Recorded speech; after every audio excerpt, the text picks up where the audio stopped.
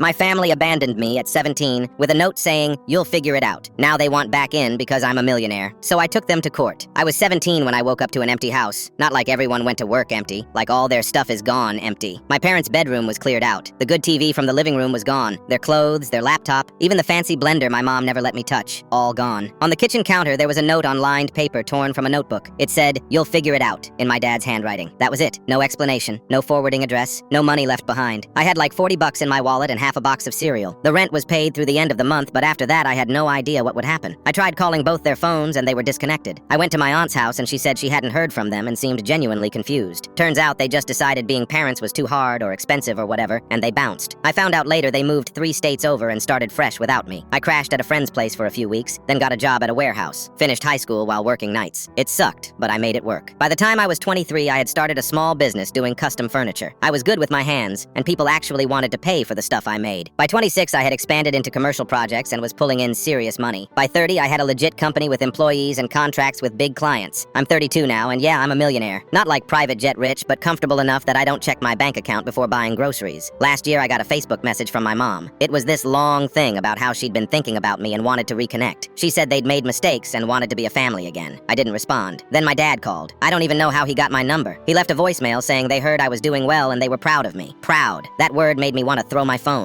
They kept trying. They showed up at my office one day. Security called me and I told them to let them in because I was curious what they'd even say. They walked into my office and my mom started crying immediately. My dad did this whole speech about how they were young and scared back then, and they thought I'd be better off figuring things out on my own. He said it would make me stronger. I asked them flat out why they were really here. My dad got all defensive, but my mom finally admitted they were struggling financially. They'd heard about my business from someone and thought maybe I could help them out. I told them to leave. They started coming around more after that, calling my office, sending emails, showing up at my house. My mom kept saying I owed them because they raised me for 17 years. My dad said family helps family. That's when I got a lawyer. I wanted a restraining order, but my lawyer had a better idea. She said I could actually sue them for abandonment and emotional damages. It was a long shot, but she thought we had a case since they literally just left without any support. We filed the lawsuit. My parents couldn't believe it. My mom called me crying, saying I was destroying the family. My dad sent this angry text calling me ungrateful. The court date was wild. My lawyer brought in my old landlord who confirmed my parents just disappeared and stuck a minor with an apartment lease. We had the note. We had phone records showing they disconnected their numbers. We had testimony from my aunt and my old friend who I stayed with. My parents' lawyer tried to argue that 17 is almost an adult and I turned out fine, so no harm done. The judge was not having it. We didn't win millions or anything, but the judge ruled in my favor and ordered them to pay restitution for what they should have provided when I was 17 plus emotional damages. It was enough to sting. After the ruling, my dad stood up and started yelling about how I was vindictive and heartless. Security had to escort him out. My mom just sat there staring at me like she couldn't believe I'd actually done it. I haven't heard from them since.